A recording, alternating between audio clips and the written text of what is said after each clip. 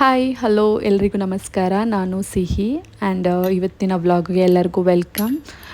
ಇನ್ನೊಂದೇನು ಅಂದರೆ ನಾನು ವಾರದಲ್ಲಿ 2 ವ್ಲಾಗ್ ಅಷ್ಟೇ ಅಪ್ಲೋಡ್ ಮಾಡೋಕ್ಕಾಗ್ತಾ ಇರೋದು. ಯಾವಾಗೆಲ್ಲ ನಾನು ಫ್ರೀ ಇರ್ತೀನಿ ಆವಾಗ ರೆಕಾರ್ಡ್ ಮಾಡಿಕೊಂಡು ವಿಡಿಯೋ ಎಡಿಟ್ ಮಾಡಿ ಹಾಕ್ತೀನಿ.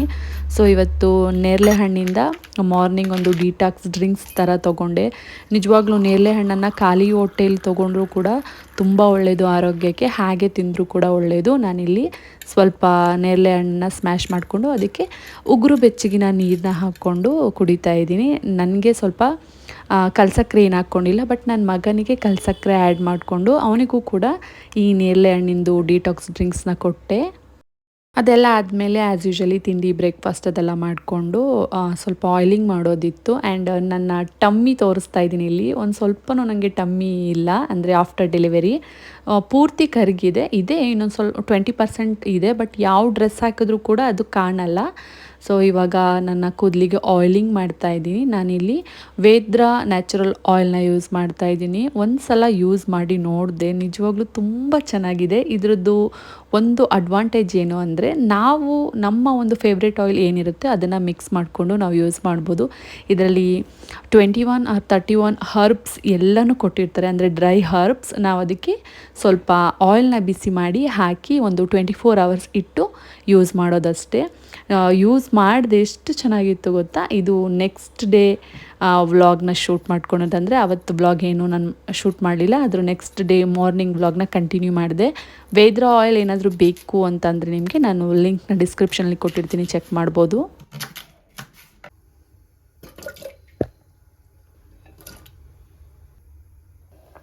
ಮಾರ್ನಿಂಗ್ ಬ್ರೇಕ್ಫಾಸ್ಟ್ನ ಪ್ರಿಪೇರ್ ಮಾಡ್ತಾ ಇದ್ದೀನಿ. ಇಲ್ಲಿ ನಾನು ಸ್ವಲ್ಪ ಸ್ವೀಟ್ ಪೊಟ್ಯಾಟೋನ ಜಸ್ಟ್ ಬಾಯ್ಲ್ ಮಾಡ್ಕೊಂಡಿದ್ದೀನಿ ಅಷ್ಟೇ, ಯಾವುದೇ ರೀತಿ ಮಸಾಲ ಥರ ಎಲ್ಲ ಹಾಕಿಲ್ಲ. ಜಸ್ಟ್ ಬಾಯ್ಲ್ ಮಾಡಿಕೊಂಡು ಅದನ್ನು ಸೈಡಲ್ಲಿ ಇಟ್ಕೊಂಡು, ಅದ್ರ ಜೊತೆಗೆ ಒಂದು ಹಣ್ಣಿತ್ತು, ಯಾವುದಾದ್ರು ಒಂದು ಹಣ್ಣು ಅವನು ತಿನ್ನೋ ಅಭ್ಯಾಸ ಇದೆ, ಅದ್ರ ಜೊತೆಗೆ ನಾನು ಕೂಡ ಇಂಟೇಕ್ ಮಾಡ್ತೀನಿ. ಸೊ ವಾಟರ್ ಮೆಲನ್ನ ಕಟ್ ಮಾಡ್ಕೊತಾ ಇದ್ದೀನಿ. ಅದ್ರ ಜೊತೆಗೆ ಪುಳಿಯೋಗರೆ ಮಾಡಿದ್ದೆ, ಸಿಂಪಲ್ ರೆಡಿಮೇಡ್ ಮಿಕ್ಸ್ ಬರುತ್ತಲ್ಲ, ಅಂದರೆ MTR ಪ್ಯಾಕೆಟು, ಅದ್ರದ್ದು ಪುಳಿಯೋಗರೆ ರೆಸಿಪಿ ಮಾಡ್ಕೊಂಡಿದ್ದೆ.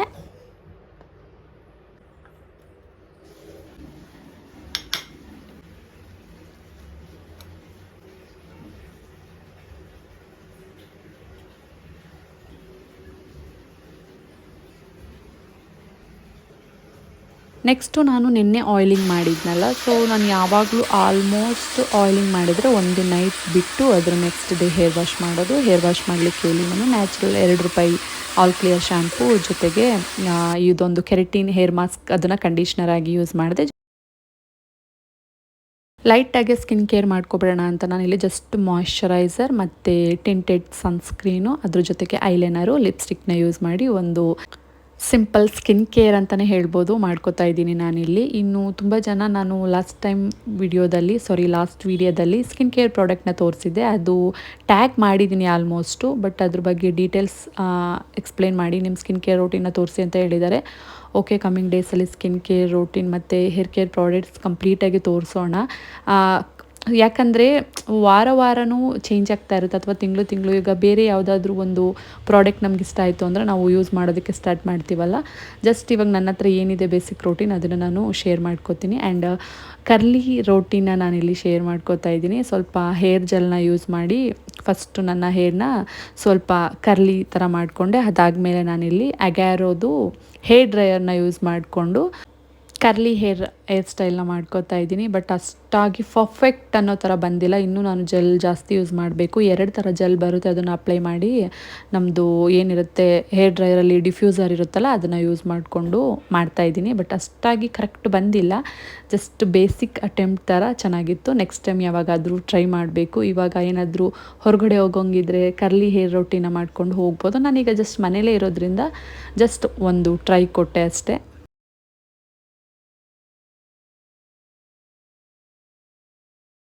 ಈ ಪ್ರಾಡಕ್ಟ್ ಲಿಂಕು ಕೂಡ ನಾನು ಹಾಕಿರ್ತೀನಿ. ನಾನು ಲಾಸ್ಟ್ ವೀಡಿಯೋದಲ್ಲಿ ಎಷ್ಟೊಂದು ವೀಡಿಯೋದಲ್ಲಿ ತೋರಿಸಿದ್ದೀನಿ. ಇದು 3 in 1 ಯೂಸ್ ಥರ ಮಾಡ್ಬೋದು. ಹೇರ್ ಡ್ರೈ ಮಾಡ್ಬೋದು, ಮತ್ತು ಹೇರ್ ಕಾಂಬಿಂಗ್ ಮಾಡೋ ಮುಖಾಂತರ ನಾವು ಸ್ಟ್ರೈಟ್ನಿಂಗ್ ಸಹ ಮಾಡ್ಬೋದು. ಜೊತೆಗೆ ಈ ಡಿಫ್ಯೂಸರಿಂದ ಹೇರ್ ಕರ್ಲ್ ಥರ ಮಾಡ್ಬೋದು. ಆ್ಯಂಡ್ ಆಪ್ಷನ್ಸ್ ಕೂಡ ಇರುತ್ತೆ. ಆ್ಯಂಡ್ ಕಂಪನಿ ಆಗಿರೋದ್ರಿಂದ ಬಾಳಿಕೆ ಸಹ ಬರುತ್ತೆ. ಮೇ ಬಿ ನಿಮಗೇನಾದರೂ ಇಂಟ್ರೆಸ್ಟ್ ಇತ್ತು ಅಂದರೆ ನನ್ನ ಟ್ಯಾಗ್ ಅಥವಾ ಡಿಸ್ಕ್ರಿಪ್ಷನ್ನ ಚೆಕ್ ಮಾಡ್ಬೋದು. ಅದಾದಮೇಲೆ ಒಂದು ಕ್ಯೂಟ್ ಹೇರ್ ಕ್ಲಿಪ್ ಅಂತಲೇ ಹೇಳ್ಬೋದು. ಇದನ್ನು ಮೀಶೋಯಿಂದ ತರಿಸಿದ್ದೆ. ಎಷ್ಟು ಚೆನ್ನಾಗಿದೆ ಅಂದರೆ ಒಂಥರ ವೆಸ್ಟರ್ನ್ ಲುಕ್ ಕೊಡುತ್ತೆ ಆ್ಯಂಡ್ ಕ್ಯೂಟಾಗಿ ಗ್ಲಾಸ್ ಲುಕ್, ಅಂದರೆ ಇದು ಕನ್ನಡಿ ನಾವು ಸ್ಪೆಕ್ಸ್ ಹಾಕೋತೀವಲ್ಲ ಕೂಲಿಂಗ್ ಗ್ಲಾಸು, ಆ ಥರದ್ದು ಡಿಸೈನು. ಸೊ ನನಗೆ ತುಂಬ ಇಷ್ಟ ಆಯಿತು. ಕಾಂಬೋ 2, ಒಂದು ಸಿಲ್ವರು ಮತ್ತು ಒಂದು ಗೋಲ್ಡನ್ ಥರ ಬಂತು. ಎರಡನ್ನ ತರಿಸ್ಕೊಂಡೆ. ಜಸ್ಟ್ 99. ಇದನ್ನು ಕೂಡ ಟ್ಯಾಗ್ ಮಾಡಿ ಇಡ್ತೀನಿ, ಬೇಕು ಅಂದರೆ ಬೈ ಮಾಡ್ಬೋದು. ಸೊ ಈ ಥರ ಒಂದು ಹೇರ್ ಸ್ಟೈಲ್ ಮಾಡಿಕೊಂಡೆ. ಆವಾಗ ಕರ್ಲಿ ಹೇರ್ ರೋಟೀನ್ ಮಾಡಿಕೊಂಡ್ರು ಕೂಡ ಈ ಥರ ಹೇರ್ ಸ್ಟೈಲ್ ಮಾಡಿಕೊಂಡು ನೆಕ್ಸ್ಟ್ ನಾನು ಜಡೆ ಹೆಣ್ಕೊಂಡೆ. ಎಲ್ಲೂ ಹೊರಗಡೆ ಹೋಗೋದಿರಲಿಲ್ವಲ್ಲ, ಹಾಗಾಗಿ ಈಗ ಸ್ವಲ್ಪ ನಂದು ರೂಮ್ ಮೇಕ್ ಓವರ್, ಅಂದರೆ ಫುಲ್ಲಾಗಲ್ಲ, ಈ ಒಂದು ಇದನ್ನು ತರಿಸಿದ್ದೆ ನಾನು, ಹ್ಯಾಂಗಿಂಗ್ ವಾಲ್ ಅಂತಲೇ ಹೇಳ್ಬೋದು. ಇದನ್ನು ತರಿಸ್ಕೊಂಡಿದ್ದೆ ಏನಾದರೂ ಮೇಕಪ್ ಐಟಮ್ಸ್ ಅಥವಾ ಯಾವುದಾದ್ರೂ ಆ್ಯಕ್ಸಸರೀಸ್ ಇಟ್ಕೊಳ್ಳೋಣ ಅಂತ. ಬಟ್ ಜಾಗನೇ ಸಾಲಿಲ್ಲ, ಮತ್ತು ಎಲ್ಲಿ ಬಿದ್ದೋಗುತ್ತೋ, ಹುಕ್ ಏನಾದರೂ ಲೂಸ್ ಆಗಿ ಅಂತ ತುಂಬ ಭಯ ಆಯಿತು. ಹಾಗಾಗಿ 2 ಸ್ಟೆಪ್ ಮಾತ್ರ ಹಾಕ್ತಾಯಿದ್ದೀನಿ. ಇದು 5 ಸ್ಟೆಪ್ಪಲ್ಲಿ ಬಂದಿದೆ. ನಾವು ಗಾರ್ಡನಿಂಗ್ ಆದರೂ ಯೂಸ್ ಮಾಡ್ಬೋದು, ಅಥವಾ ಏನಾದರೂ ಇವಾಗ ಗೊಂಬೆ, ಟೆಡಿ ಬೇರು, ಏನಾದರೂ ಶೋ ಪೀಸ್ನ ಇಟ್ಕೊಳ್ಳೋದಕ್ಕೂ ಕೂಡ ಯೂಸ್ ಮಾಡ್ಬೋದು, ಅಥವಾ ಏನಾದರೂ ನಮ್ಮ ಸ್ಕಿನ್ ಕೇರ್ ಪ್ರಾಡಕ್ಟ್ಸ್ನ ಇಟ್ಕೊಳ್ಳೋದಕ್ಕೂ ಕೂಡ ಯೂಸ್ ಮಾಡ್ಬೋದು. 5 ಸ್ಟೆಪ್ಪಲ್ಲಿ ಬಂದಿರುತ್ತೆ. ನಾನಿಲ್ಲಿ 2 ಸ್ಟೆಪ್ನ ಮಾತ್ರ ಹಾಕ್ತಾಯಿದ್ದೀನಿ. ಅದನ್ನು ಹಾಕಿ ಸ್ವಲ್ಪ, ಅಂದರೆ ನನ್ನ ಕೈಗೆ ಬೇಗ ಏನು ಸಿಗಬೇಕು ಡೈಲಿ ಯೂಸಿಗೆ, ಅದನ್ನು ಮಾತ್ರ ನಾನು ಜೋಡಿಸ್ತಾ ಇದ್ದೀನಿ. ಇನ್ನು ಬಾಕಿದನ್ನು, ಅಂದರೆ ಇನ್ನು 3 ಸ್ಟೆಪ್ ಇತ್ತಲ್ಲ, ಅದನ್ನು ಎತ್ತಿಟ್ಟಿದ್ದೀನಿ. ಈ ಕಡೆ ಕೂಡ ಒಂದು ರ್ಯಾಕ್ನ ಅಟ್ಯಾಚ್ ಮಾಡಿದ್ದೀನಿ. ಅದು ಕೂಡ ಕಾಂಬೋ 4 ಸೆಟ್ ಬರುತ್ತೆ. ಅಂದರೆ ಈ ಕಡೆ ತೋರಿಸ್ತೀನಿ ರೀ.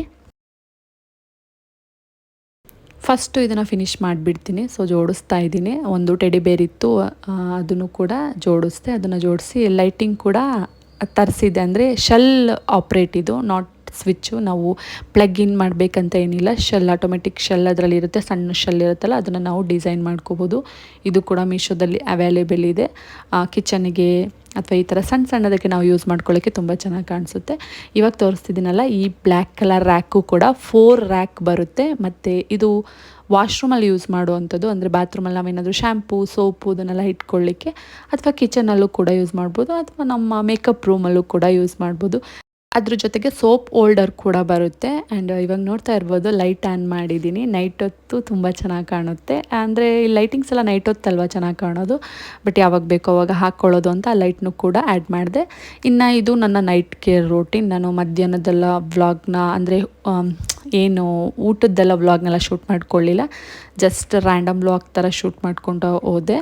ಇನ್ನೂ ಕೆಲವೊಂದಷ್ಟು ಜನ ಏನು ನಿಮ್ಮ ಫುಡ್ ರೋಟೀನ್ ವ್ಲಾಗ್ನ ಇನ್ನೂ ಮಾಡಿ, ವಾರದಲ್ಲಿ 2 ಸಲ ಮಾಡಿ ಅಂತ ಹೇಳ್ತಾಯಿದ್ರು. ಬಟ್ ಓಕೆ, ಮಾಡ್ತೀನಿ. ಓಕೆ, ಇವಾಗ ನನ್ನ ನೈಟ್ ಕೇರ್ ರೋಟೀನ್ ಬಂದುಬಿಡ್ತೀನಿ.